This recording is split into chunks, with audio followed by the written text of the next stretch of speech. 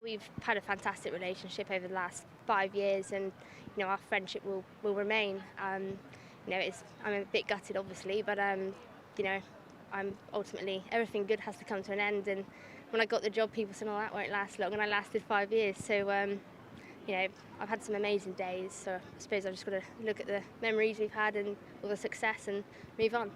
I mean, your great horse obviously was Nashwa. You won a French Oaks, but you won much more than that with 2 more Group 1s, including the Nassau at Goodwood. And what was it, the Falmouth did you win? Was it the Falmouth Sunshine?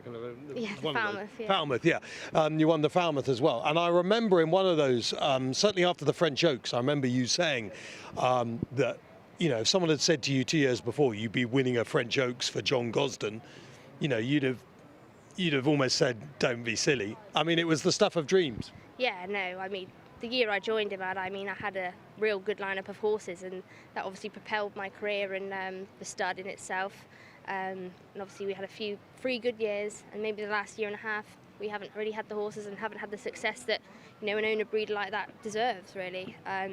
So obviously everything, like you say, has to come to an end, and without the results, what can you do? Yeah, because you started with an absolute bang. Faisal, just within a few days of getting appointed, went and won, and you were winning, decent events fairly quickly.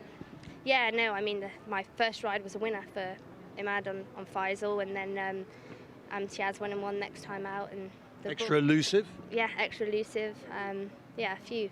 The ball kept rolling. Yeah. And of course that horse came here in the Winter Hill, I think it was, and was the night I think you had a 5-timer, didn't you? Yeah, he was one of my 5-timers. No, I had 2 Group 3 winners on him.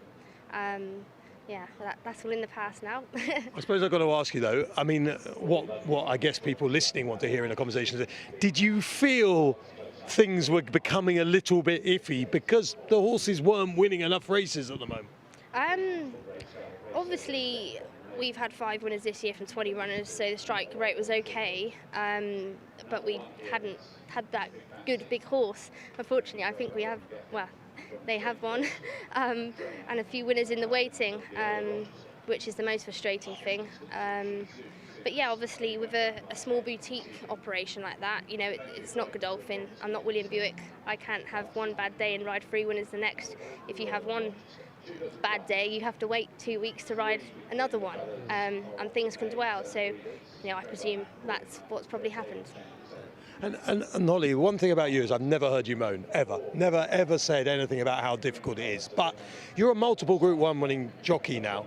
But to get in those really big races, for a female jockey, racing would like to tell everyone that it's all becoming a lot easier and it's more equal. But underneath it all, if you were being honest, if you were sitting next to Tom one night having dinner and just say, would you ever say to him, you just don't know how hard it is being a girl in this sport? Is it any easier than it was 5-10 years ago, really, for a girl? I think there are a lot more opportunities, but whether you're female or male, it's hard being a jockey. And yet, it is hard, like with this blow, I know I haven't got 10 other trainers knocking on the door or a big, owner wanting to sign me, so I just have to do what I've always done and pick myself up, brush myself off and get on with it and hope something happens. Yeah.